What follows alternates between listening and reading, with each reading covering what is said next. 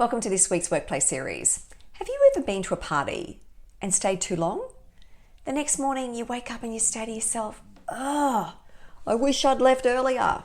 Well, the same thing happens with leaders. Sometimes they can stay too long in their role. They overstay their welcome, damaging their reputation, their legacy, and even the organisation and the people that they're there to serve. Now, you don't have to look too far to see examples of this playing out. For example, in the political sphere, US President Joe Biden's original decision to stay in the US presidential race. Former Australian Prime Minister John Howard contesting the 2007 Australian federal election. In the corporate sphere, there's views that Rupert Murdoch, who's had many decades at the helm, has held back innovation and succession planning by staying too long. Same to Larry Ellison, co-founder of Oracle, and even Steve Jobs, co-founder of Apple. There are views that they stayed in their role for too long. On the flip side, of course, there are benefits from stable tenure. There can be institutional memory built on that deep understanding of how the organisation works. There can also be strong and successful relationships that bond members of the organisation in a way that's really healthy and really collegiate. But there's also lots of downsides. You need to know your context. Leadership, it's contextual, and that means leaders outgrow their role, or the role outgrows them. As organisations evolve, so do their leadership needs. An executive who's perfect for launching that startup may not be the best fit for guiding the organisation through its growth phase. Long-term executives can also become complacent, resistant to change, or overly attached to their strategies, all of which stifles innovation and the organisation's adaptability in the face of changing market conditions. Leaders can stay in their role for too long because they're driven by ego, that belief that they're the only one best equipped for the role, but also because of fear of what's next. They might be unsure, or they're addicted to the power and the money that comes from having those high-level positions.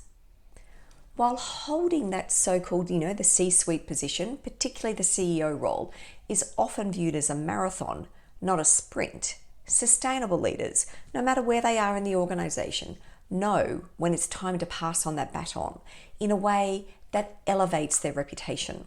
So it's timely for all leaders to check their expiration date.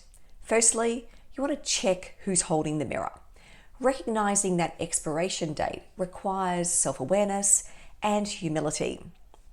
So it's not easy to do, particularly because how we feel when we have power can cloud our judgment. In 2010, a study by the University of Southern California and the London Business School found that there's a correlation between overconfidence and how much power a person has.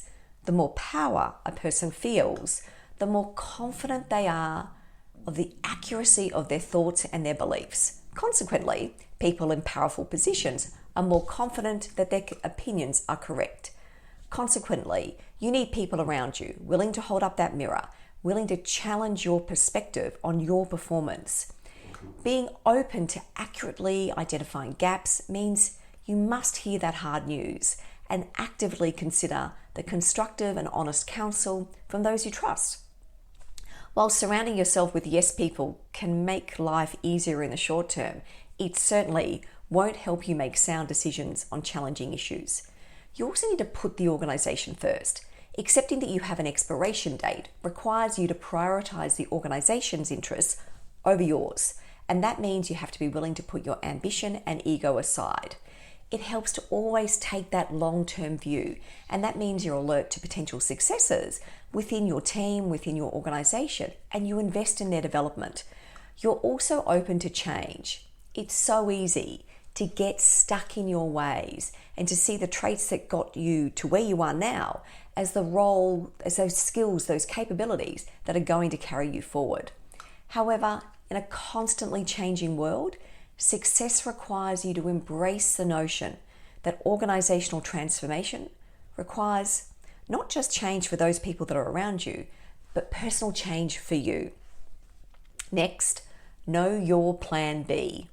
Careers are full of unexpected twists and turns, and while careers rise, they also fall. Sustainable leaders know they always have to have a plan B. Your plan B includes a sound financial plan so that you've got strong cash flow if income levels change. It includes having a life outside your work so that you've got support and interest to provide connection. It includes having ideas and options for that next step. Now, the challenge, of course, is, and I know this, executive roles, leadership roles, they can be all consuming. So finding time for that plan B can feel challenging, but the benefits outweigh the cost. Having a plan B enables you to adapt swiftly to changes.